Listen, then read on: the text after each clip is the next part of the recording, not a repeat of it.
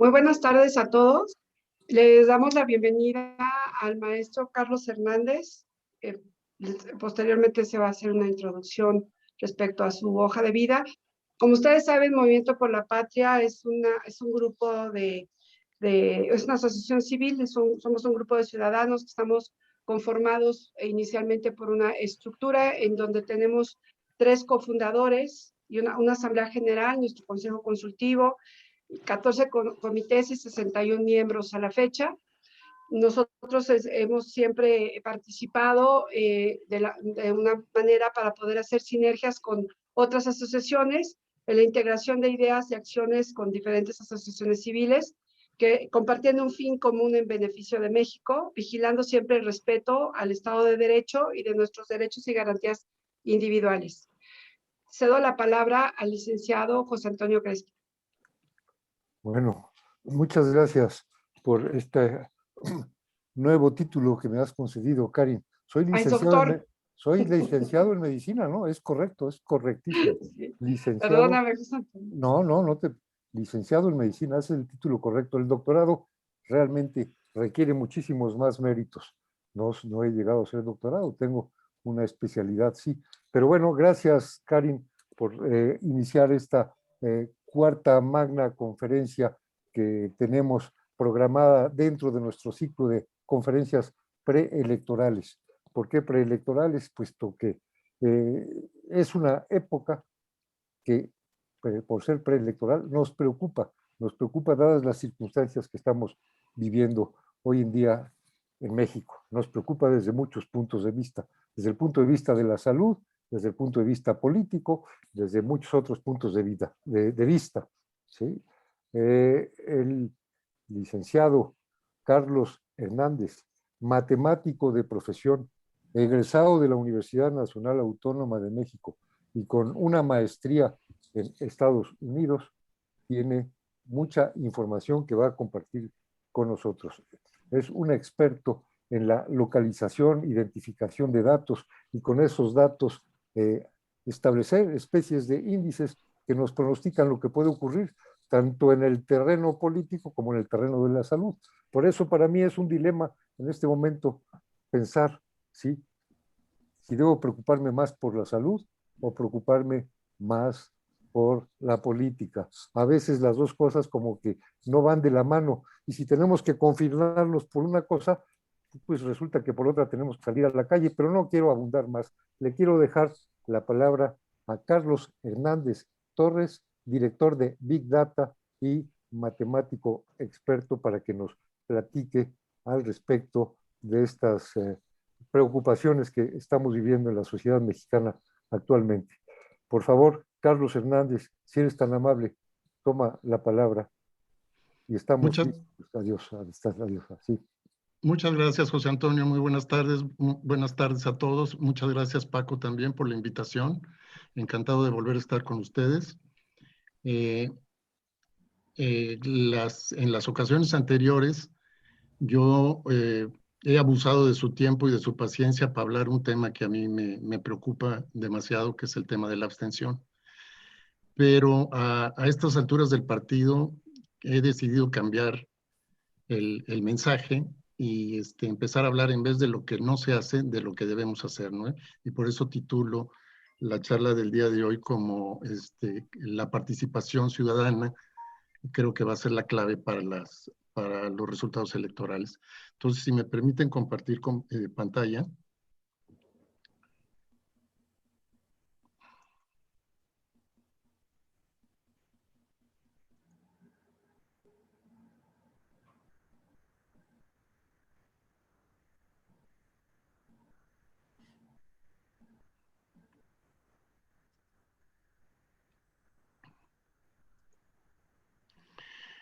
Bueno, en la ocasión anterior que tuve el honor de estar con ustedes, el tema central que planteamos fue el tema de la abstención. Y desde esa ocasión consideramos que en unos días definiremos el presente y el futuro de México. El foco de nuestra atención, a pesar de que es una elección en la que coinciden procesos federales con procesos locales y que hay tanto la elección de la Cámara de Diputados como la renovación de congresos locales, de gobernaturas y de presidencias municipales, nosotros el foco lo hemos puesto en la elección de diputados federales porque pensamos que ahí es en donde está la clave de este proceso, en la medida que es quizás la última oportunidad que tengamos para modificar la situación que estamos viviendo. Será un proceso crucial para recuperar el equilibrio democrático que, como ya habíamos comentado, tuvo lugar con el hecho de que solo la tercera parte de los que podían votar lo hicieron a favor del partido Morena y con eso controlaron prácticamente 2/3 partes de la Cámara de Diputados. Desde la ocasión anterior planteamos que el abstencionismo desde nuestro punto de vista será la principal fuerza a vencer, que necesitamos reducirlo en favor del balance entre poderes, que ya hemos hecho desde hace varios meses un ejercicio que nos ha permitido identificar cuántos, dónde y quiénes se abstienen más, y que este conocimiento debemos aprovecharlos para actuar a nivel local, dado que estamos hablando pues, de procesos locales, ¿no? A pesar de que sea esté implícita una elección de tipo federal. Y la idea es utilizar este conocimiento para comunicarlo con claridad, tanto su importancia como tanto la importancia como la trascendencia del abstencionismo. No es un evento más en el proceso electoral como siempre lo tenemos, ¿no? Como una pieza decorativa, que ya sabemos que en México hay mucha abstención, pero realmente pocas veces nos ponemos a pensar con detalle qué significa eso, ¿no?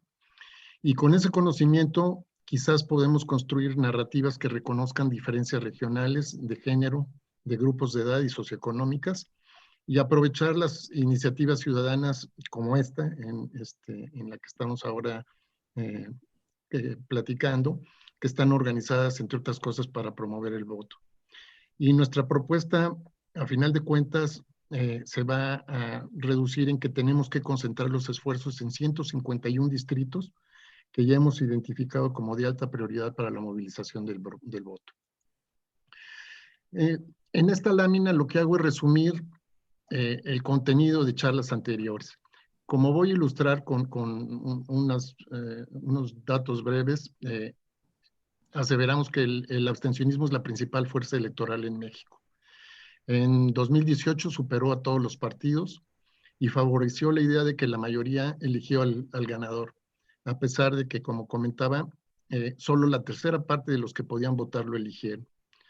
En la medida que otro tercio, es decir, alrededor de 32 millones de mexicanos no asistieron a las urnas, eso permitió que el partido ganador sostenga que obtuvo el apoyo de la mitad de los electores, cosa que no es correcta porque solo obtuvo la mitad de los ciudadanos que votaron, mientras otra tercera parte se quedó en su casa.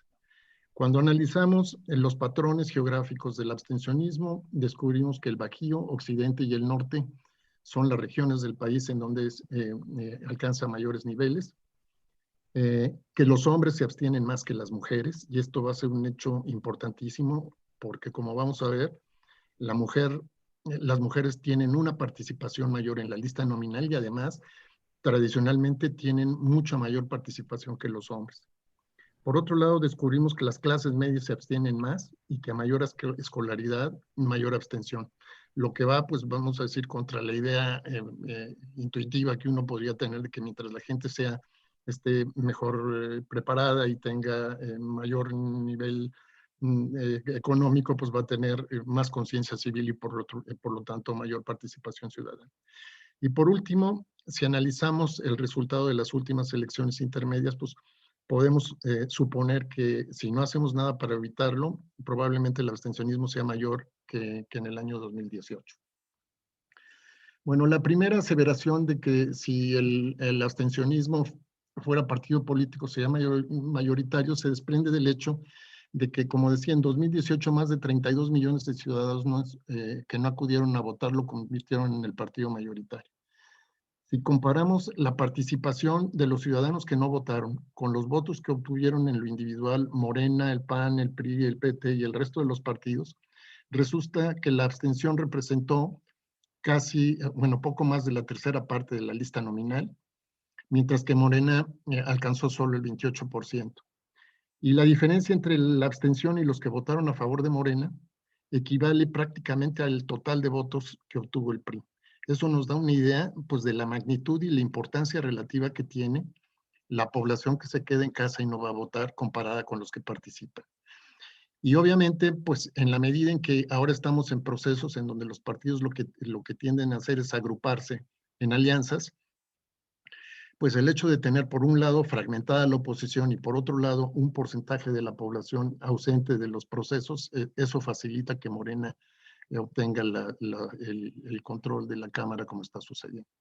Ahora, si analizamos, si comparamos a nivel municipal el resultado es decir, cuántos votos obtuvo el partido ganador comparado con los ciudadanos que no votaron, nos encontramos con la sorpresa de que en 2/3 partes de los municipios del país hubiera ganado el abstencionismo. Es decir, si fuera partido político, más ciudadanos se abstuvieron de votar que los que votaron por el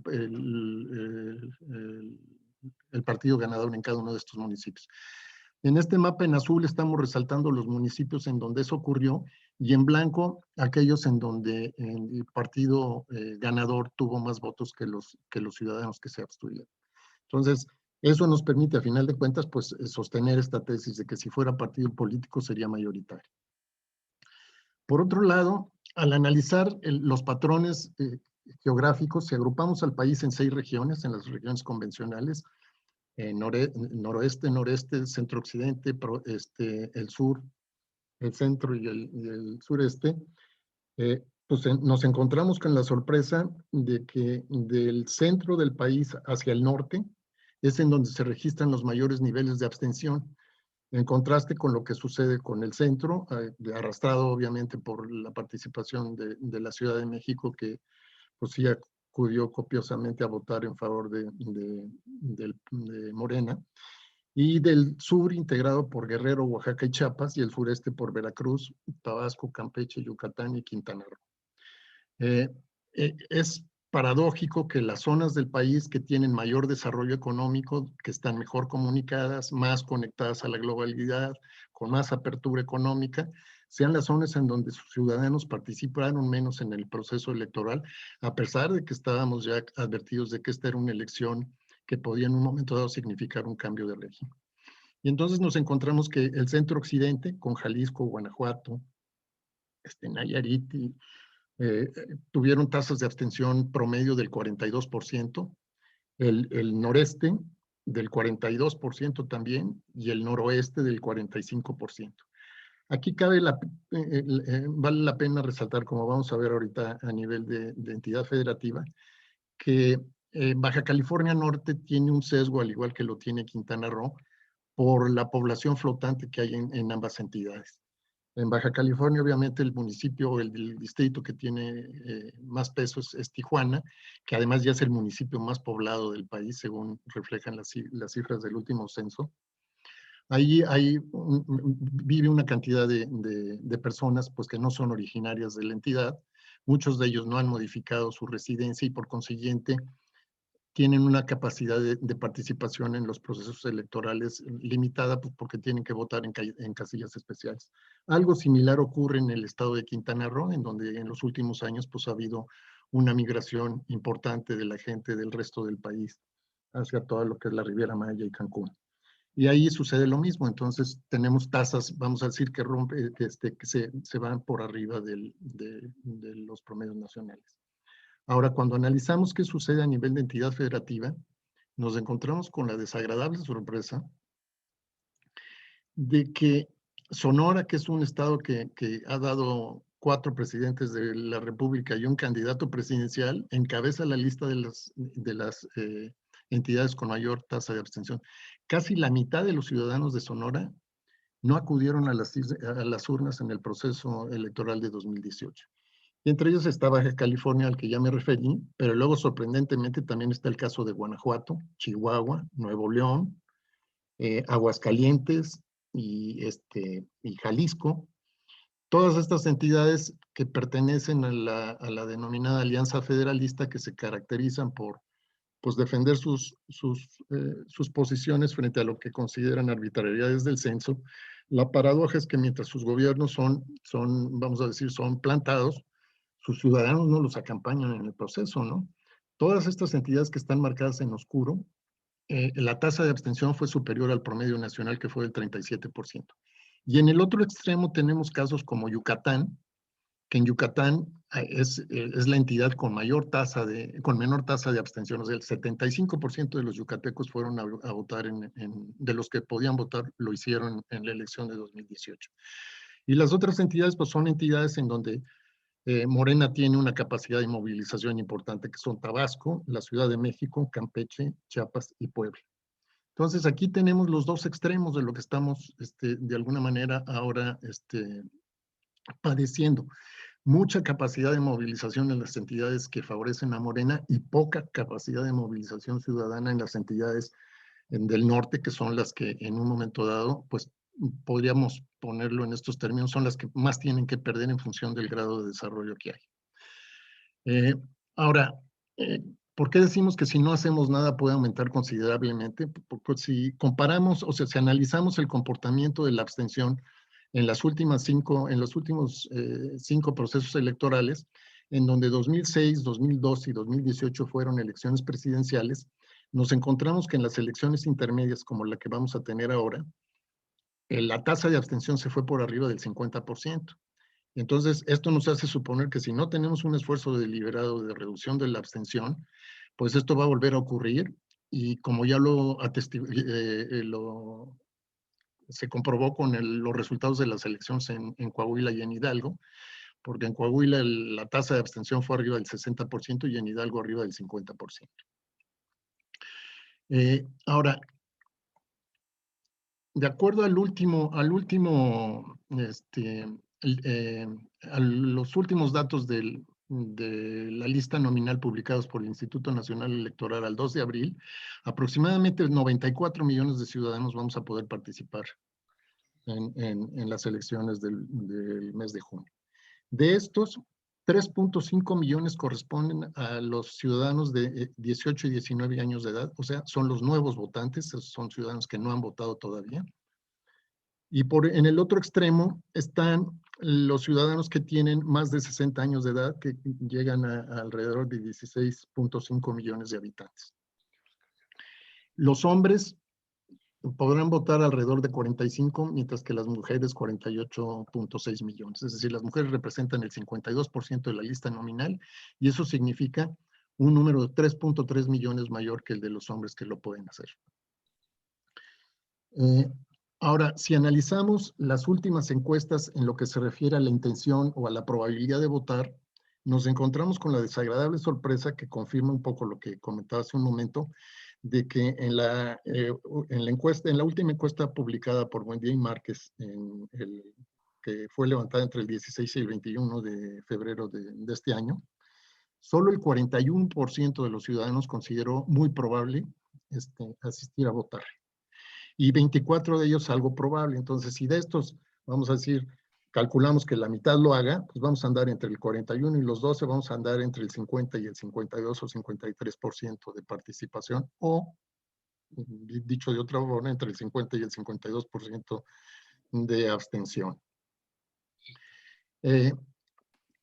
Bueno, echando un ojo a las cifras, a un análisis muestreal que hizo la Dirección de Planeación y Seguimiento del Instituto Nacional Electoral, nos encontramos con que las mujeres entre 18 y 65 años,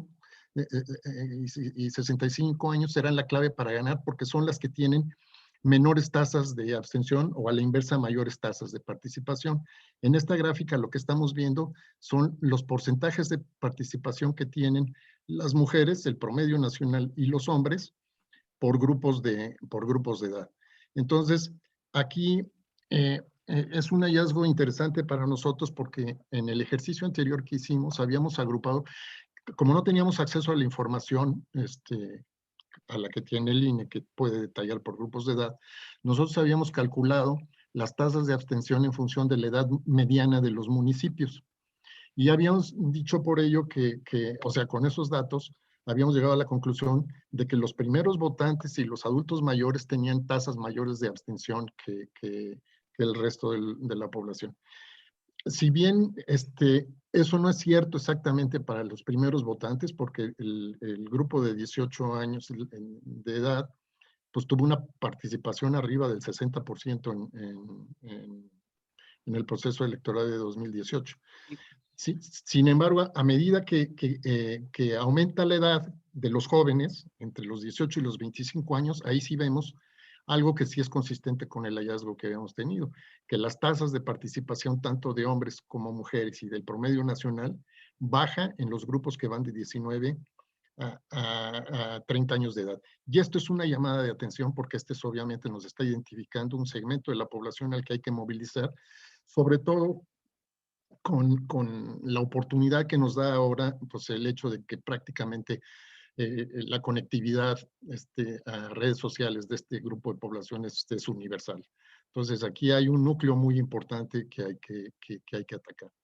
Y luego si vemos lo que sucede con las mujeres mayores de 29 años, pues de 29 a 65 años que tienen tasas de participación arriba del 60%, incluso llegan al 75%, vamos a decir, en las mujeres jóvenes maduras, ¿no? Hasta llegar a los 65 años de edad. Y a partir de los 65 años de edad, ahí se emparejan la curva de participación de los hombres y de las mujeres, y ocurre la situación inversa. Ya las mujeres participan menos y los hombres participan más. Entonces, si nos fijamos en este grupo de mujeres entre 18 y 65 años de edad, pues estas son las mujeres, este es el grupo de población que va a decidir la elección, porque son mayoría y además votan más, ¿no? Ahora, echando un ojo a las encuestas más recientes, esta es la última encuesta de encuestas, como le denomina Oráculos, que es un ejercicio en el que agrupan las encuestas procedentes de distintas fuentes, ya hacen ahí un ejercicio de agrupamiento y de tratar de llegar a promedios, a pesar de que pues hay muchas complicaciones técnicas porque las metodologías no son las mismas, las coberturas no son las mismas, etcétera. Pero a final de cuentas, como diría, haya sido como haya sido, ahorita estas encuestas, la encuesta de encuestas arroja que Morena tiene una preferencia de voto de alrededor del 43%, seguido del PRI y del PAN con 17 cada uno de ellos, que si sumamos estos dos ya son 34, no es una distancia tan lejana. Pero luego habría que hacer la agregación con el Verde, el PRD, el Movimiento Ciudadano para componer la participación de las alianzas. Ahora, a pesar de que parece que este arroz ya se coció, como vamos a ver más adelante, esto es solo una apariencia, ¿no? Porque aquí el eslabón perdido es la cantidad de gente que no fue a votar, que es mayor que todos estos, ¿no? Como ya lo vimos. Ahora, si eso sucediera, Oráculos hizo el ejercicio de tratar de predecir cuál va a ser la composición de la Cámara. Entonces, si no redujéramos las tasas de abstención, la composición actual de la Cámara de Diputados le da el 51% de los diputados a Morena, con el 9 del PT ya tiene el 60%, con 2 del Verde 62% y con 4 del PES ya llegó al 66%, que es lo que le da ahorita la mayoría calificada. Si bien es cierto que en el pronóstico que hace Oráculos, la participación de Morena se reduciría del 51 al 47%, la del Verde aumentaría y entonces mantendría 47 más 9 son 36 más los 10 del Verde,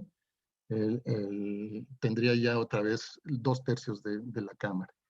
Entonces, esto es un ejercicio que se basa en el supuesto de que se mantiene la proporción en la que participaron los partidos en 2018 y combinada con el resultado de las encuestas que está procesando Oráculos. Entonces aquí el tema central es que la posibilidad de que esto suceda va a aumentar en la medida que se mantengan los niveles o que aumenten los niveles de abstención que registramos en 2018.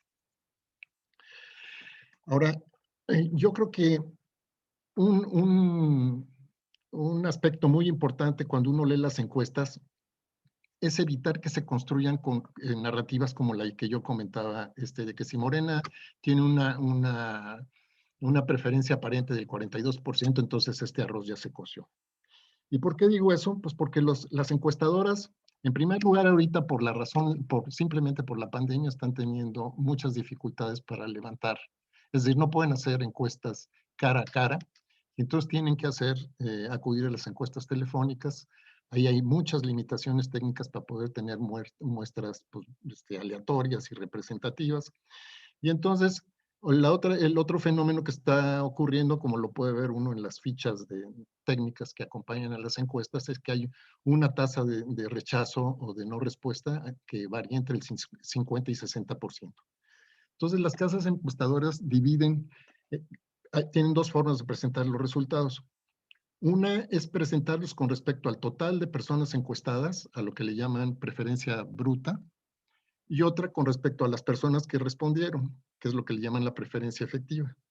Y por razones evidentes, las casas encuestadoras prefieren expresar los resultados en términos de los ciudadanos que votaron, perdón, que respondieron, así como cuando presentan los resultados electorales, prefieren compararlos contra la población que votó y no contra la población que podía haber votado.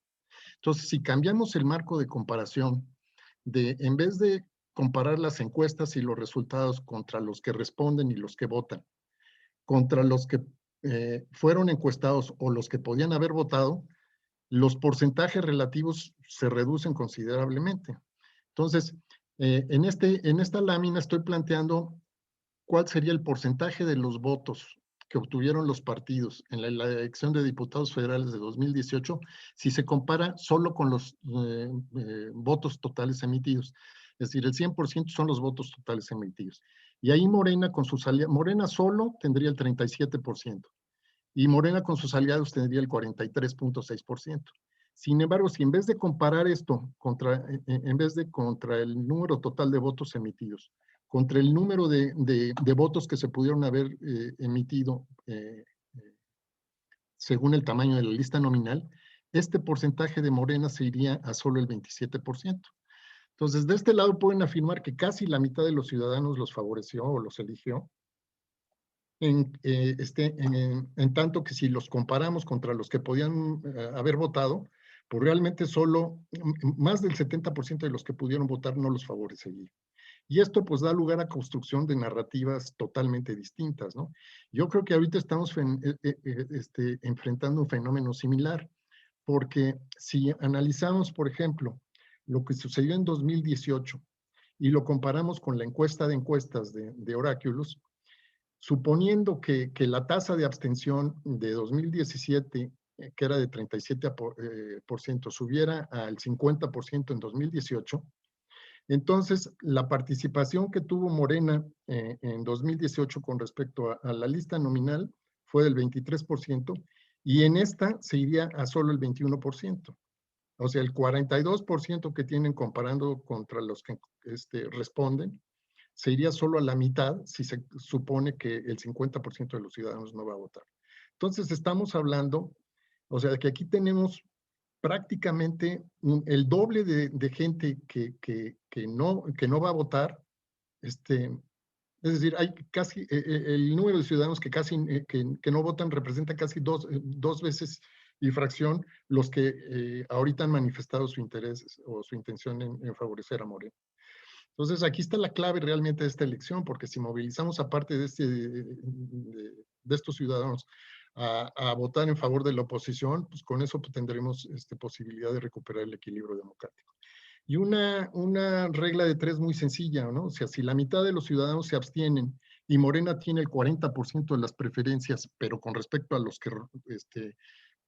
que votan, pues en realidad solo tienen la mitad con respecto a los que pueden, es decir, la mitad de eso, o sea, el 20% con respecto a los que pueden votar. Ahora, con todo esto, lo que nosotros hemos hecho es combinar tanto los resultados electorales como los datos del Censo de Población y Vivienda para entender, pues, quiénes, en dónde y cuántos se abstienen más. Y luego hicimos un ejercicio similar al que hacen pues, prácticamente todos los partidos y las organizaciones para estimar la dominancia de los partidos y las alianzas. Normalmente lo que se hace es, se analiza la tasa de participación que tuvo cada partido con respecto a los votos totales emitidos y se comparan al primero con el segundo lugar. Si la diferencia en puntos entre ellos dos es de más del 10%, se considera que que el partido ganador es un partido dominante. Y entonces en todos aquellos distritos en donde no hay dominancia son los que se consideran estratégicos para las campañas, porque es en donde pues, la moneda puede caer de cualquier lado. Lo que nosotros hicimos con eso fue, en vez de comparar los resultados de la votación contra los votos totales emitidos, los comparamos contra la lista nominal, porque la abstención está expresada en función de la lista nominal, no en función de los votos totales emitidos. Entonces, con eso hicimos el cálculo de dominancia en los distritos donde ganaría Juntos Haremos Historia Morena, y los combinamos con aquellos en donde hay un alto factor de abstención. Y lo mismo hicimos para el otro grupo de partidos, a los de la Alianza Va por México. Entonces, en este grupo tendríamos todos aquellos distritos en donde la Alianza de Juntos Haremos Historia ganaría pero sin dominancia y donde hay una tasa de abstención elevada, y acá en donde ganaría la Alianza Va por México pero sin dominancia y con un alto factor de abstención. Y el resto serían los distritos en donde no hay alianzas y donde hay tasas de abstención elevadas. Con ello lo que hicimos fue categorizar a los 300 distritos electorales en 4 grupos en función de la necesidad de movilización del voto. Y en la primera categoría tenemos 151 distritos que representan pues, prácticamente la mitad, que estimamos que, o sea, no hay dominancia de ninguna de las dos alianzas y hay tasas de abstención muy elevadas. Entonces tenemos el Estado de México, por ejemplo, en donde hay 23 distritos que van a ser clave para la elección, el resultado de esto. Hay que tomar en cuenta que aquí en la columna de hasta la derecha está el total de distritos que hay en cada una de las entidades federativas, es decir, el total de diputados que están en juego. Entonces, en el Estado de México están en juego 41 diputados y en 23 distritos hay una alta necesidad de hacer movilización para evitar que vamos a decir, la diferencia tan cerrada que hay entre las dos alianzas vaya a favorecer a Morena. Jalisco es un caso extraordinario porque Jalisco es una entidad en donde 16 de los 20 distritos son de muy alta prioridad para movilización. Y ahí, si las cosas sucedieran como en 2018, de 20 distritos que se juegan en Jalisco, 10 se los llevaría Morena, 1 se lo llevaría Movimiento Ciudadano y los 9 restantes la Alianza de Va por México. Lo que cambiaría totalmente el mapa político actual de Jalisco, en donde en la elección anterior, pues Movimiento Ciudadano fue la fuerza predominante, pero ya con la conformación de las alianzas eso puede cambiar. Sigue Veracruz, Puebla y Nuevo León. Nuevo León es otra entidad en donde, además de haber altas tasas de abstención, se están jugando pues, prácticamente las 3/4 partes de los diputados que se eligen en Nuevo León, caen en distritos de muy alta prioridad para movilizar. Entonces, si nos damos cuenta, es decir, en cada uno de estos estados ya sabemos qué distritos son y además cuáles son los municipios, tratándose de distritos que agrupan a varios municipios, cuáles son los municipios dentro de cada una de estas entidades que tienen tasas más altas de abstención. Otro caso aquí es, hay municipios que por su extensión se dividen en 4 distritos, o en 2 distritos, por ejemplo, puede ser el caso de Guadalajara, que el municipio es tan grande que se divide en 4 distritos. Ahí entonces no podemos usar los agregados municipales, pero sí podemos hacer el análisis por secciones electorales. Entonces podemos pintar el mapa de cada uno de los distritos electorales, destacando cuáles son las secciones en donde hay mayores niveles de abstención y que por consiguiente territorialmente hacia allá hay que llevar la movilización del voto. Ahora, con esto entonces ya tenemos una plataforma que nos permite enfocar los esfuerzos de promoción de voto, como decía, en 190 distritos, 151 de muy alta prioridad, que son los que aparecen aquí en tono más oscuro, y 39 municipios con alta prioridad, lo que nos da el total de los 190 distritos.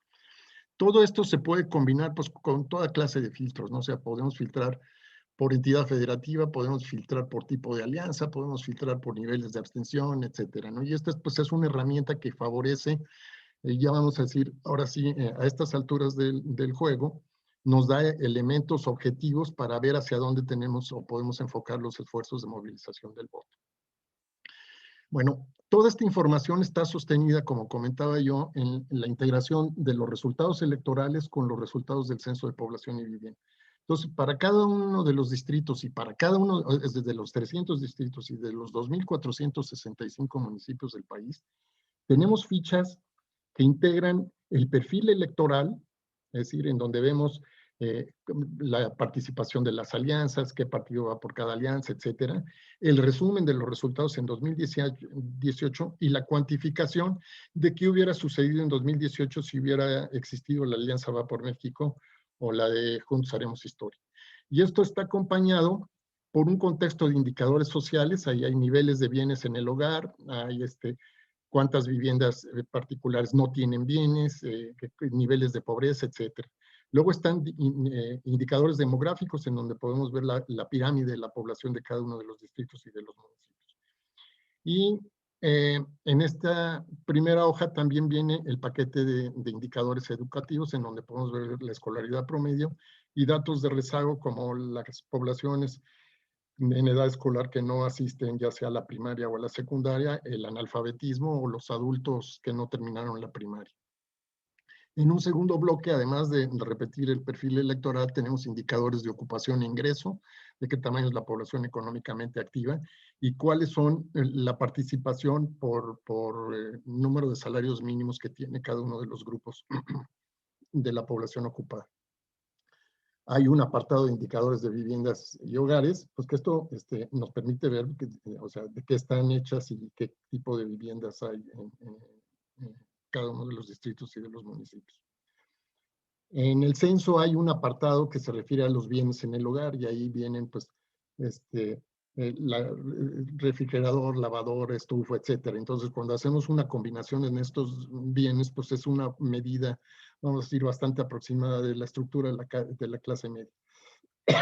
Y finalmente en este apartado tenemos indicadores de acceso a tecnologías de información en donde podemos ver la participación de cuáles son las viviendas que tienen acceso a internet, que tienen computadora personal o que tienen teléfonos celulares.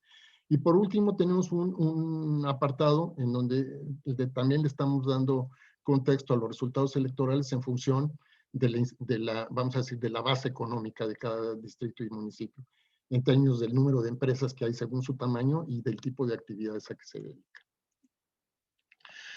Bueno, pensamos que todo este conocimiento puede ser muy útil para movilizar a la gente a votar porque nos permite asignar prioridades regionales, distritales y municipales para promover el voto en favor del equilibrio democrático.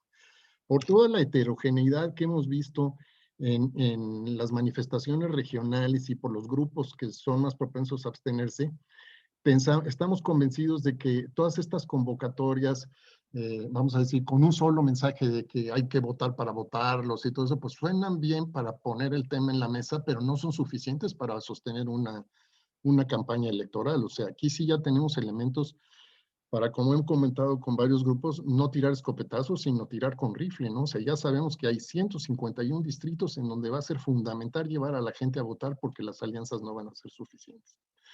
Esto, por otro lado, nos permitirá reforzar acuerdos de promoción de voto útil en donde no haya una definición clara de lo que pasa con las alianzas. En la medida que tenemos el contexto demográfico y socioeconómico de los distritos y los municipios, también podemos identificar temas relevantes pues, para la construcción de las narrativas, de los mensajes que se van a llevar en cada comunidad, que reconozcan diferencias regionales, culturales y motivacionales de los grupos más propensos a abstenerse. O sea, no va a ser lo mismo hablar de la educación en Nuevo León o en Jalisco que hablar de la educación en Guerrero o en Chiapas, ¿no? En un caso estamos hablando ya de calidad y cobertura y de tecnologías y acceso a otro tipo de cosas, Mientras que en los dos últimos, pues estamos hablando de si hay escuelas o no hay escuelas suficientes, o si hay maestros para que los niños puedan asistir, ¿no? Con todo esto, estamos convencidos que la movilización del voto será la estrategia más eficaz, que como ya dije en repetidas ocasiones, hay que enfocar las baterías en 190 distritos, y yo entiendo que no todos tienen la capacidad de tirarse a los 190 distritos, pero si algo ha quedado evidente en este proceso es la cantidad de organizaciones políticas y ciudadanas que están interesadas en el proceso y que eventualmente pues cada quien a nivel local puede ser, vamos a decir, el que encabece los movimientos de movilización de voto. No necesitamos una superestructura nacional para hacerlo, en virtud de todo esto que estamos teniendo. En términos muy gruesos, podríamos hablar de que con esta movilización, el objetivo es mover a alrededor de 5 millones de abstencionistas, o sea, de gente que no votó en 2018 y que equivalen al 4% de la lista nominal para que ahora acudan a votar. El énfasis obviamente pues tiene dos, las narrativas que se están construyendo tienen dos vías. Por una parte, el documentar la destrucción que ha sufrido este país en los 2 últimos años, y por otro lado, el documentar los avances que hemos tenido en las últimas décadas y el riesgo de perderlos, ¿no? En términos de ingreso, en términos de empleo, en términos de desarrollo, de inversión. Estamos convencidos que el efecto agregado de esta estrategia permitiría alcanzar este objetivo, pues y tenemos un ejemplo muy cercano, lo que acaba de suceder en Estados Unidos, donde el ejercicio de movilización del voto, pues fue acompañado por, o sea, incluso por Obama, ¿no? Diciendo, si no votas, no te quejes, ¿no? O sea, no se trataba de quejarse, sino de ir a votar. Y creo que aquí esa es la filosofía que tenemos que adoptar, o sea, hay que llevar a la gente a votar, pase lo que pase. Yo no le pondría, vamos a decir, como hay alguien que me pregunta, oye, a ver, dame una regla de 3 para ver cuánta gente llevamos para votar para que ganemos. Pues simplemente si un tercio votó y un tercio no votó, si el tercio que votó llevara 1, ya habríamos acabado, pero eso no va a ser posible, ¿no? Entonces yo creo que lo que hay que hacer es tener una aproximación fragmentada de cómo lo estamos proponiendo, ¿no? O sea, no va a ser lo mismo, no se requiere el mismo esfuerzo en Sonora que en Yucatán, ¿no? Como ya lo platicamos. Ahora, de acuerdo a los números que hemos visto, pues probablemente la integración de la alianza opositora por sí sola no va a ser suficiente para lograrlo. El elefante en el cuarto es el abstencionismo, o sea, el balance entre las fuerzas está muy equilibrado y no va a ser suficiente para poder garantizar que podemos, con la simple existencia de las alianzas, vamos a recuperar el equilibrio democrático. Por otro lado, las principales organizaciones involucradas en la promoción del voto podrían aprovechar este material que hasta ahora se ha desestimado. O sea, nosotros hemos hecho esta presentación en foros de todo tipo, de todos tamaños, y pues o sea, realmente ha habido poca iniciativa para tomar esta información y utilizarla en sus estrategias electorales. Sin embargo, pensamos que aún es tiempo de que con el apoyo de grupos locales y de redes ciudadanas podamos dar a conocer este material para que se aproveche. Y con eso, pues, les agradezco su tiempo. Yo termino mi presentación y estoy a sus órdenes para comentarios.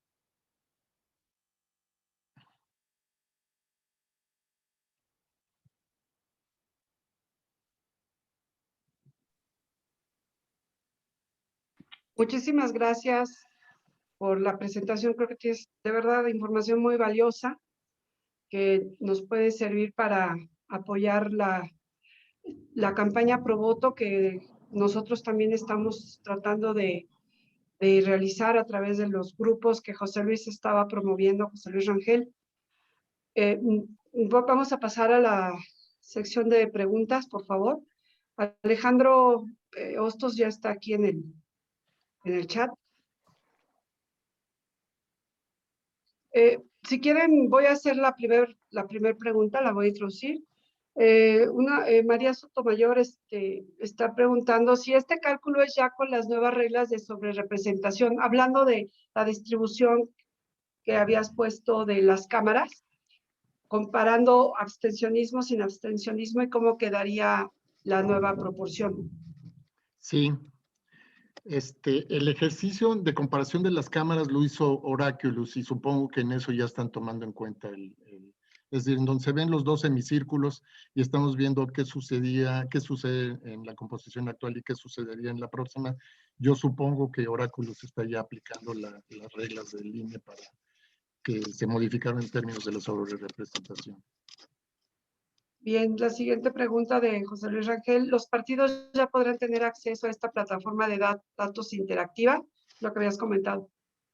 Pues la oferta está hecha, ¿no? Yo digo, es cuestión de que se decidan y den el paso para hacerlo, ¿no? Nosotros hemos ya tenido contacto con algunos, pero no lo hemos podido traducir en nada concreto, ¿no? Yo entiendo que cada organización y cada partido tiene ya su aparato funcionando, pero esto pues simplemente es algo que va a complementar lo que ellos tengan. Y como nosotros planteamos, el conocimiento no estorba, ¿no? Y esto lo que nos está permitiendo es entender de mejor manera que no es un fenómeno homogéneo, que tiene dimensiones distintas y que por consiguiente tiene que ser atacado de distinta forma en las distintas zonas del país y en los distintos grupos de la sociedad. El segmento o sea, para mí hay dos datos que me resultaron clave, que es uno por una parte saber, o sea, ya sabemos que las mujeres son el 52% de la lista nominal, pero el confirmar que tienen mayor conciencia civil, o sea, que tienen mayor participación y que hay grupos de edad perfectamente bien definidos a los que hay que movilizar, pues eso ya es un ingrediente que si lo cruzamos con los patrones regionales, nos da elementos para hacer una estrategia de comunicación y de movilización del voto de la mujer, que por otro lado es el grupo más agraviado en estos 2 años, ¿no? Entonces ahí hay mucha tela de dónde cortar y yo sí estoy convencido, es decir, yo honestamente lo digo, yo ver un meme que dice vota para votarlos, pues suena muy bonito, pero no me permite entender qué voy a hacer en Yucatán o qué voy a hacer en Sonora, ¿no? O sea, porque en Yucatán, pues yo creo que ni caso le hacen, o sea, hay secciones electorales en Yucatán en donde el 95% de la gente va a votar. Y en cambio hay otras en Sonora en donde el 95% de la gente no va a votar. Entonces no podemos llevar un solo mensaje o una sola narrativa, ¿no? Otro de nuestros participantes comenta que es oro molida la información. Nos surge hacer que los jóvenes universitarios se comprometan a vencer al abstencionismo, que creo que es un problema general, no nada más de ese segmento. Yo considero que la acción que se podría completar, salvo tu mejor opinión, es acercarnos a los líderes de opinión y a quienes están más cercanos a los partidos para poder impulsar esta información y poderla dirigir hacia una campaña contra el abstencionismo y pro voto. Hay un grupo de exalumnos del Patria, entre los que está José Luis Rangel, que por aquí anda, está Vicente Cordero, está Ignacio Cordero, etcétera, que a la luz de esto que hemos visto en los últimos meses, es decir, estos temas, vamos a decir, el tema central del mensaje que yo les traigo hoy, pues lo trajimos a la mesa hace 10 meses, ¿no? Y de hace 10 meses lo único que hemos ido haciendo, pues es abundando un poco más en el conocimiento sobre quién, dónde y cómo se abstienen.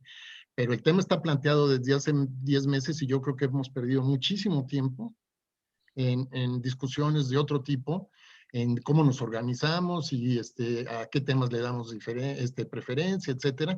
Cuando para mí, o sea, yo sí soy un convencido de que este es el tema que va a determinar el resultado final de las elecciones, ¿no?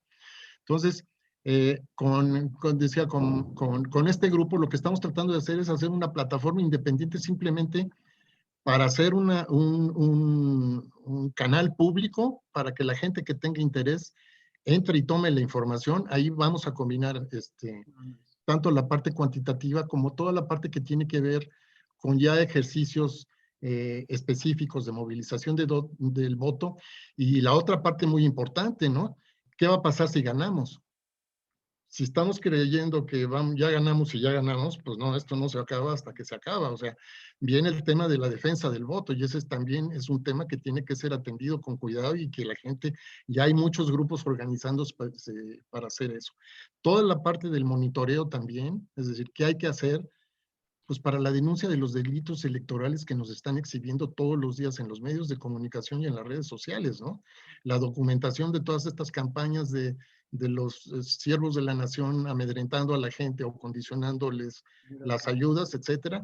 Bueno, pues también tenemos que tener conocimiento de qué hechos constituyen delitos para que eventualmente como ciudadanos todos tenemos el arma de los celulares y de la cámara. Ahora sí no tenemos pretexto de que tenemos que llevar un reportero para documentar las cosas, ¿no?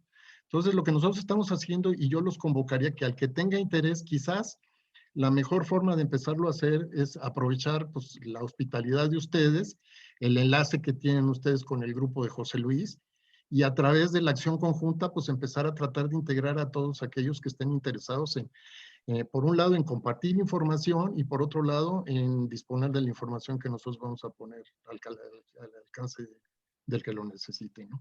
No estamos ya a estas alturas del partido esperando que ninguna de las megaorganizaciones ni de los partidos políticos en lo individual tomen la pelota y se echen a correr con ella, ¿no? O sea, la tenemos que tomar nosotros y echarnos a correr nosotros, ¿no?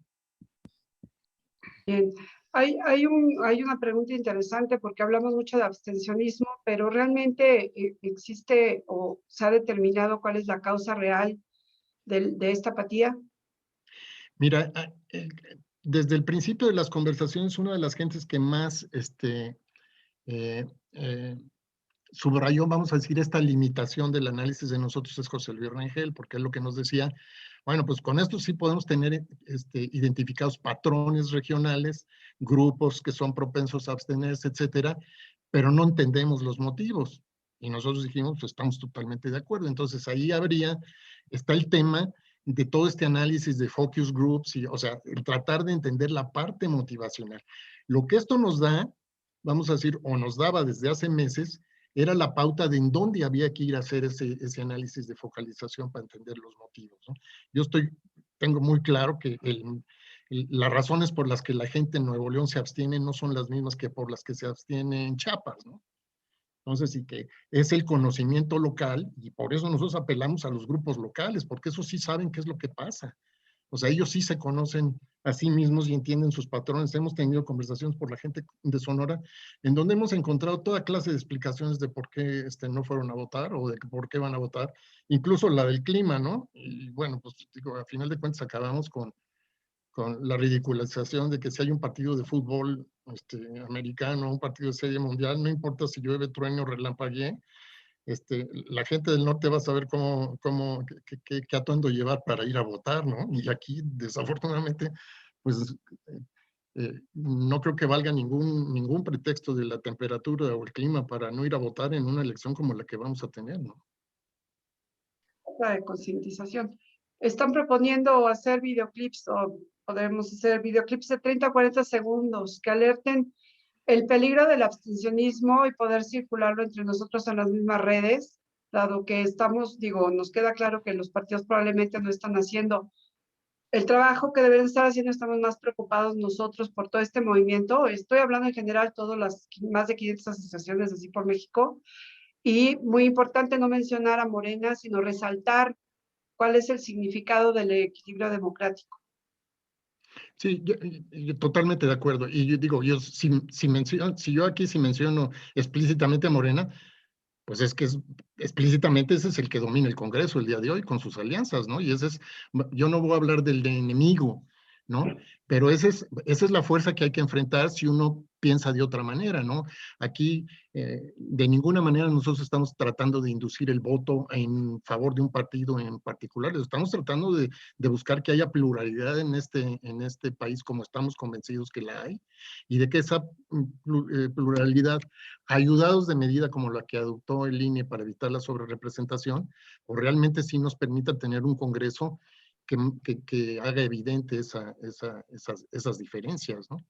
No hay una agenda única, todo mundo tiene, o sea, cada cabeza es un mundo, cada partido y cada organización tiene misiones y visiones diferentes, pero creo que todos coincidimos en que lo que no queremos es lo que está pasando, sin entrar en más detalles, porque lo que está pasando, o sea, esta subversión del orden jurídico y desmantelamiento y ataque a las instituciones, pues es algo que no le favorece a nadie, ¿no?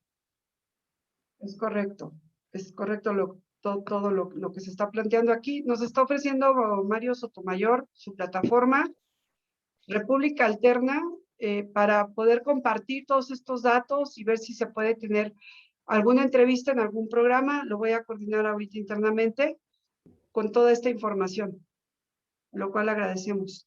Que por supuesto, yo ahí sugeriría, o sea, repetiría lo que sugería al principio, ¿no? O sea, yo tengo una empresa de consultoría y mi trabajo es estar en la cocina viendo los números, ¿no? Yo creo que sería quizás, yo me atrevería a pedir, abusar de su confianza y de su organización, así como la de José Luis, y a través de ustedes, pues empezar a organizar este esfuerzo e integrarlo de lo que ya sé que están haciendo varios, ¿no? Entonces, lo único que nosotros estamos tratando de hacer es empezar a conjuntar en un sitio una plataforma de acceso libre en donde la gente pueda tomar estas cosas. Ya hace algunos meses, en un evento que organizó Coparmex en Jalisco, nosotros produjimos una serie de 4 cápsulas, 4 videos muy breves que ponen el tema de la abstención.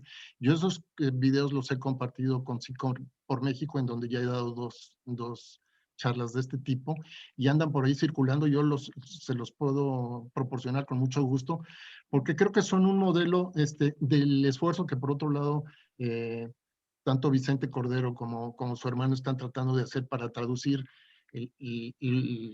vamos a decir, los mensajes que yo trato de comunicar con mis presentaciones, llevarlos a un medio audiovisual, como tú dices, en cápsulas muy breves que destaquen lo que estamos tratando de resaltar. El mensaje central no es un tema más, no es una elección más, y nuestros actos y nuestras omisiones tienen consecuencias. Esa idea de que si yo no voto no pasa nada, en este caso es un suicidio. O sea, yo creo que hay elementos objetivos basados en la realidad de los resultados electorales y de lo que pasó, que con 1/3 de los votos un partido se quedó con, 1/3 de los votos posibles, un partido se quedó con 2/3 partes de la Cámara de Diputados.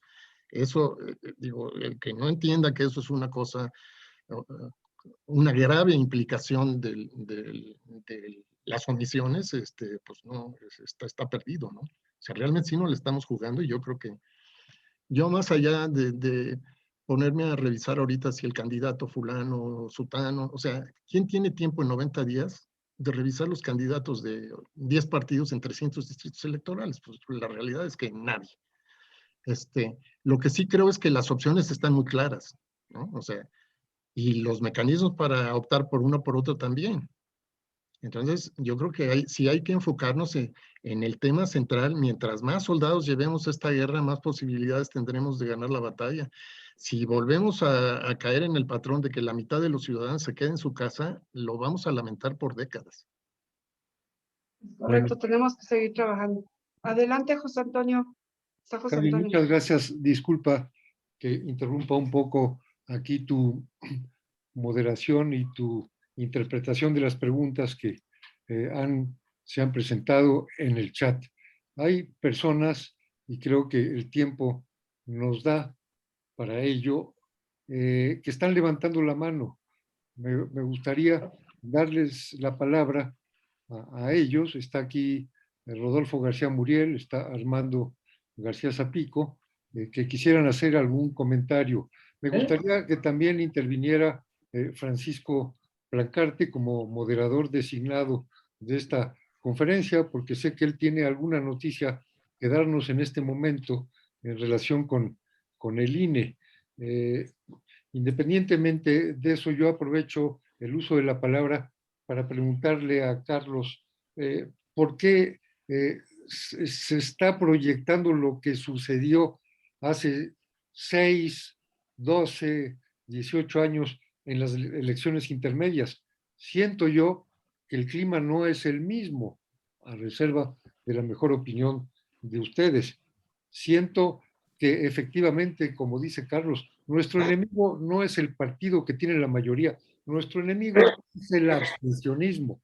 Ahora bien, ¿qué filtros o qué conocimiento con sus datos Carlos Hernández nos puede decir para tratar de hacer un perfil de la abstención, del que se abstiene? Ya nos ha dicho que no es lo mismo el de Nuevo León que el de Yucatán, eso lo entiendo perfectamente bien, Pero ¿qué nos garantiza a nosotros que si todos votaran y que si el abstencionismo fuera del 5%, entonces la representación sería democrática en la Cámara? Si así fuera, bienvenido, porque entonces sí sería realmente una demostración democrática y todos aplegarnos a ello.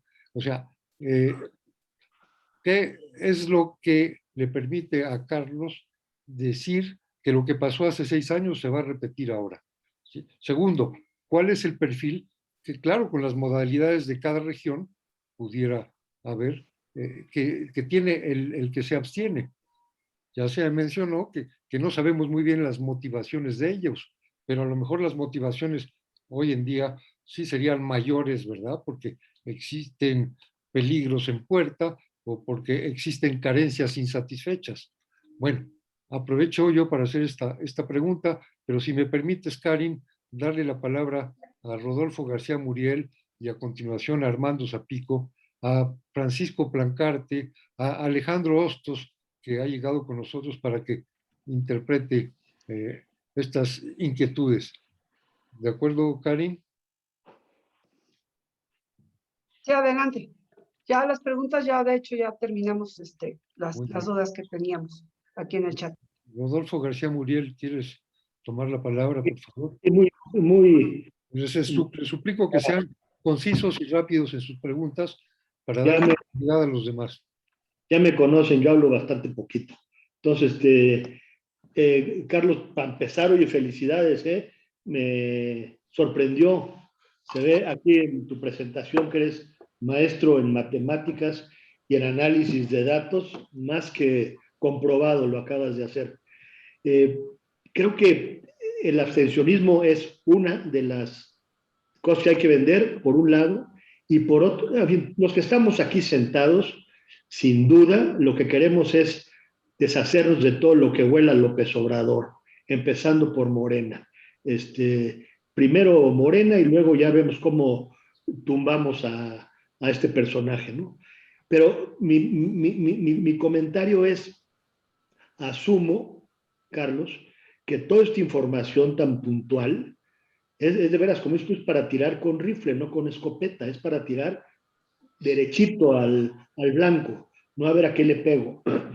Asumo que toda esta información, seguramente Paco Plancarte lo podrá verificar más tarde, es algo que es del conocimiento de quienes realmente queremos que la tengan. Las gentes que están en el campo día a día tratando de buscar cómo vencer el abstencionismo y tumbarle a Morena del 32%, creo que es lo que dijiste, que tuvo de triunfo, tumbarle ese 32 y bajárselo al 20. Con ese pequeño margen que le tumbes 12 puntos a él y con que suban otros 10 puntos los abstencionistas, le rompemos el hocico, perdón, pero así hablo yo. Entonces, nomás ese comentario quería hacer. No me tardé ni un minuto, Borrego. Gracias. ¿Puedes contestar a eso de una vez o prefieres escuchar las demás inquietudes, Carlos Hernández? Bueno, aprovecho también para contestar parte de tus preguntas, José Antonio. Yo creo que independientemente de no entender los motivos, lo que sí tenemos ya es un, vamos a decir, un conocimiento. Ya sabemos que son las clases medias altas, urbanas, más educadas, del centro y del norte del país, las que son más propensas a abstenerse. O sea, eso ya lo tenemos. ¿Cuáles son los motivos por los que lo hacen? No lo sé. Pero sí tenemos, vamos a decir, en términos gruesos, identificar a las audiencias y sabemos que un sonorense se abstiene más que uno de Jalisco. Y también sabemos que, para sorpresa de todos, un guanajuatense, o sea, 1 de cada 2 guanajuatenses no fue a votar en 2018. Una cosa que para mí es inexplicable. Entonces, a ese es el tipo de conocimiento al que yo me refiero, ¿no? Por las gráficas que vimos de la participación de la mujer, también ya sabemos que la mujer tiene más conciencia cívica. O sea, va a ser verdaderamente el motor de esta elección si realmente se le puede, o sea, dar espacio suficiente para que se manifieste, y lo que está haciendo ya, organizándose y defendiendo sus intereses como lo han hecho en la plaza pública, ¿no? El segmento de los jóvenes que votan por primera vez, a mí me encantó haberme encontrado esta gráfica, porque realmente pudimos partir algo que nosotros teníamos en un agregado que iba de los 18 a los 25 años. Aquí ya lo tenemos desagregado por cada nivel de edad, y que los jóvenes tuvieron una alta participación en 2018, para mí es estimulante, dado que va a haber 3 millones de jóvenes. Y esta gente lo que se está jugando es su futuro, y yo creo que ya tienen la madurez y el conocimiento suficiente para darse cuenta de qué implicaciones tiene el votar o no votar, independientemente de por quién lo haga, ¿no? Ahora, con respecto a lo que dice Rodolfo, pues sí, efectivamente, yo creo que es, retomando esto, pues tenemos los elementos para actuar en lo local, apoyándonos en los grupos locales. Entonces, eso es lo que yo creo que hay que hacer. Y buscar, como planteaba Rodolfo también a Paco Plancarte, pues bueno, tratar de buscar las vías institucionales para que esto llegue, o esta información fluya a los grupos que están ya, pues ya están en campaña, ¿no? Ya están en el terreno de los hechos, ¿no? No sé si con eso contesto las preguntas. Muy interesante el planteamiento de Rodolfo y la contestación de Carlos Hernández. Concuerdo al 100%, como lo dijo claramente Rodolfo, que primero hay que quitarle la mayoría morena el 6 de junio y luego, textual nos dijo Rodolfo, y concuerdo, y luego ya veremos cómo tumbar a López Obrador. Concuerdo al 100% con ese comentario, y en ese orden de ideas mi pregunta para Carlos es, en este análisis tan bien hecho, completo, ¿qué tanto lo conocen los empresarios, el sector empresarial? Esa es mi pregunta, y que nos des una opinión de cómo podríamos impulsar a que el sector empresarial participe más a partir del análisis que ya tienes tú y tu equipo. Esa es la pregunta. Bueno, tienen un compañero, ustedes, exalumno del Patria, que ha sido un verdadero apóstol y un apoyo invaluable para mí, que es Valentín González Cossío. Y él me ha abierto la puerta con varios foros empresariales. O sea, ya le he hecho presentaciones a Coparmex Nacional, ya he hecho presentaciones a nivel de Coparmex Regional, y con otros grupos de empresarios. Ya hicimos una presentación con USEM, etcétera. O sea, sí hay... O sea, he tenido acceso, gracias al apoyo de Valentín, a grupos empresariales importantes, ¿no? Y pues bueno, la recepción en términos generales ha sido la misma. Lo que es muy difícil es llevarla a los hechos, porque ahí entramos también en las realidades de cada una de las organizaciones, ¿no? Es un ambiente, o sea, el ambiente de esta pandemia, pues es un ambiente que ha afectado a todo el mundo. No hay la misma disponibilidad de recursos en todas partes. Aunque nosotros no estamos tratando de hacer un negocio de esto, bueno, pues le hemos invertido mucho tiempo, y a final de cuentas, pues tenemos que pagarle a la gente que nos apoya en el desarrollo de estas cosas, ¿no? O sea, la filantropía en nuestro caso sí tiene un límite, ¿no?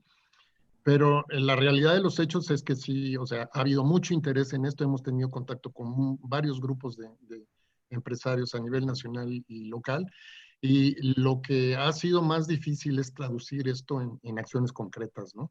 Y de ahí que hayamos optado por este enfoque que yo les planteé, ¿no? Bueno, pues vamos a ver si podemos nosotros tratar de montar una plataforma de donde la gente pueda tomar lo que considere que le puede ser de utilidad, ¿no?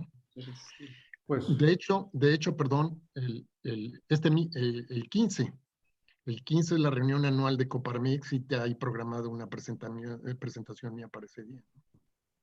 pues muchas gracias. Gracias, Carlos. Y nada más para terminar, te comentaría que los servicios, los conocimientos de ustedes serán importantísimos para lo que viene a partir del día 7 de junio. Así que ya nos veremos el 7 de junio. Muy bien, de acuerdo. Esto es solo el principio. Muchas gracias, Paco. No quiero dejar pasar la intención de preguntarnos algo de Armando Zapico, que está aquí. Y veo yo que tenemos entre nuestros asistentes la personalidad de alguien que nos engalana representando a la mujer, pero de una manera muy, muy importante, que es Beatriz Pajés. Yo me atrevería a pedirle también su punto de vista en estas consideraciones que se han dicho en esta plática. Así es que, Armando Zapico, ¿quieres tomar la palabra? Y si gusta la periodista destacada Beatriz Pajés platicarnos algo o decirnos alguna impresión, se lo vamos a agradecer. Armando, enciende tu micrófono, por favor.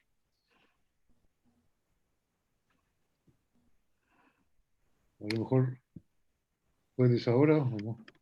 Armando, no, ¿verdad? Ya. Ahora sí, ahora sí.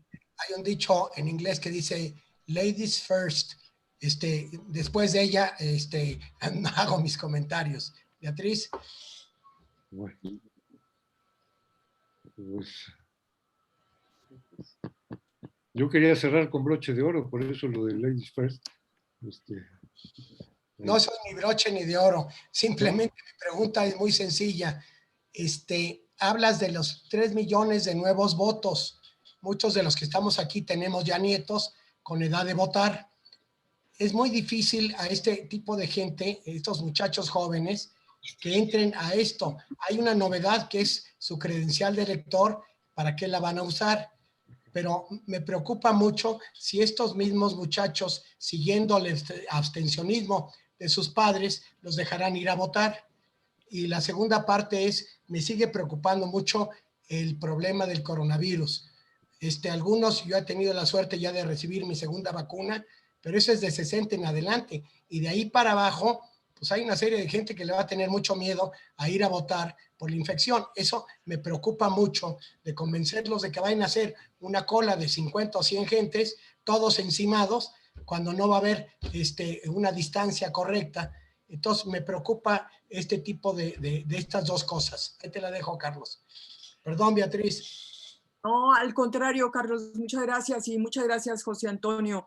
Pues muy buenas noches a todos, un gusto estar aquí gozando de esta magnífica conferencia. Carlos, por supuesto, muy aleccionadora y por supuesto nos aportas unos datos importantísimos para la toma de decisiones. Yo fui la persona que precisamente te hice la pregunta ahí a través del chat de las causas del abstencionismo y es algo que a lo cual ya me diste respuesta. Yo lo que siento que nos ha faltado a todos, por supuesto a los partidos y evidentemente a la oposición, que yo la veo bastante aplatanada, muy sin realmente tomar la vanguardia que en este momento debería de estar tomando, pero creo que también a las distintas organizaciones ciudadanas que estamos agrupadas, creo que nos ha faltado algo muy importante y yo no sé si vayamos a tener tiempo de hacerlo porque estamos necesitados de enviarle al electorado mensajes muy puntuales sobre algo que tú acabas de decir, la importancia de ir a votar. Y yo diría algo también muy relevante, la importancia y el significado que tiene el voto en un momento en que la democracia está pasando por una evidente emergencia nacional. Nadie nos ha enseñado, porque no hemos tenido de parte de nadie el interés de construir una cultura de participación ciudadana, simplemente sobre el significado que tiene el voto, porque el voto nos hemos reducido únicamente a decirle a la gente que es importante tener una credencial de elector, que si usted no tiene otra causa más importante que hacer el domingo, pues vaya usted un rato a entretenerse a la casilla ahí para que vote. No nos hemos concentrado en decirle a la gente la responsabilidad, el significado, la trascendencia que tiene el hecho de que vayas y deposites a la urna un voto y en función o a favor de quién o de qué. Yo no sé si vayamos a tener tiempo de decirle a la gente que, como tú mismo lo has dicho, este es un momento decisivo. El 6 de junio vamos a votar por dos cosas nada más, independientemente de que se trate de partidos políticos o de candidatos. Solamente vamos a votar por dos cosas: por mantener la democracia y las libertades o por abrirle la puerta a un régimen dictatorial. Eso es todo. A eso se reduce el 6 de junio. Y lo que tenemos que hacer es lograr tratar de hacerle entender a la gente, incluso a la que menos instrucción o preparación tenga, de que estamos en una situación de verdadero riesgo y de que cada elector tenemos que comportarnos como una especie de soldado que va a tener que ir a las urnas a salvar a la patria. Casi nada, pero creo que por ahí tendría que ir uno de los mensajes. Y yo, pues no tengo más que agradecerte, mi querido Carlos, esa brillante exposición que nos has hecho. Muchas gracias. Muchas gracias, Beatriz. Muchas gracias. Creo que no se puede concluir esta conferencia con palabras más sabias que las que acabamos de escuchar en este momento, pero le pedimos a Carlos un comentario final y que nos haga el honor de cerrar esta magnífica exposición tan autorizada y tan llena de datos duros que por supuesto reflejan la verdad de lo que está ocurriendo en nuestro país. Por favor, Carlos Hernández. Bueno, antes que nada, mil gracias, Beatriz, por tu comentario y suscribo totalmente tu conclusión. Yo creo que, como tú lo acabas de expresar, no hay que darle muchas vueltas, ¿no? O sea, tenemos dos opciones, sabemos cuáles son y sabemos cuál es la que queremos. El desafío está, como bien lo dice Beatriz, en traducir esto en un lenguaje sencillo que la gente pueda realmente valorar cuál es la consecuencia que va a tener el que votemos o no votemos. O sea, somos un país en donde las cosas muchas veces no tienen, nuestros actos no tienen consecuencias y muchas veces, o casi siempre, nuestras omisiones nunca la tienen. En este caso, las omisiones van a tener consecuencias muy graves y las omisiones van del lado de todos estos amigos, personas, compañeros de trabajo, vecinos, que sabemos que no votan por las razones que sean, y el desafío primario para nosotros es movilizarlos en el contexto de lo que está planteando Beatriz. O sea, nos estamos jugando el futuro del país y no es poca cosa, ¿no? Por otro lado, yo sí apelo ahora sí que al sentido común, ¿no? De que sabemos que hay, comentado ahorita Zapico, que el riesgo del COVID. Yo he visto un esfuerzo deliberado y muy profesional del Instituto Nacional Electoral para asegurarnos las mejores condiciones dentro de lo que sus recursos le permiten, que es cómo se va a mover el flujo de gentes al interior de las casillas. Entiendo que no va a poder haber más de dos personas al mismo tiempo. Entiendo que va a haber medidas de sana distancia, que toda la gente tiene que llevar sus cubrebocas, que va a haber sanitizantes, que exhortan a que la gente lleve sus propios marcadores, recomendando cuáles son los que son adecuados y cuáles no. De manera que dentro de lo posible, pues tengamos, vamos a decir, un ambiente que cumple con las recomendaciones médicas de la sana distancia y de cuidarnos, y sobre todo el uso de cubrebocas, y si podemos llevar doble o triple cubrebocas y más.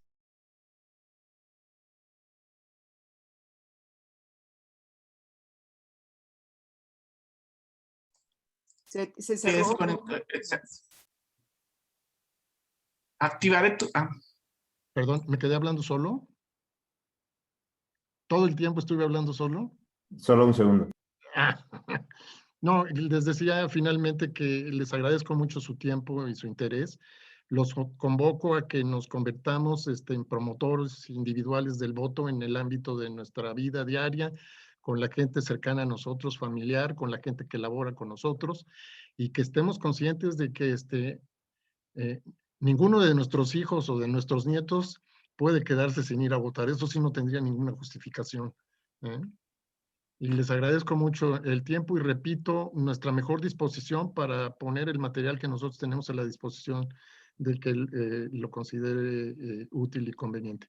Y estoy viendo aquí a Carlos Anaya, y Carlos Anaya es otra gente que está muy metida en este proceso con José Luis González y con José Luis Rangel, con Vicente Cordero y Nacho, y con Jaime González, que ellos están en el ejercicio doble de promoción del voto por un lado y de defensa del mismo por otro.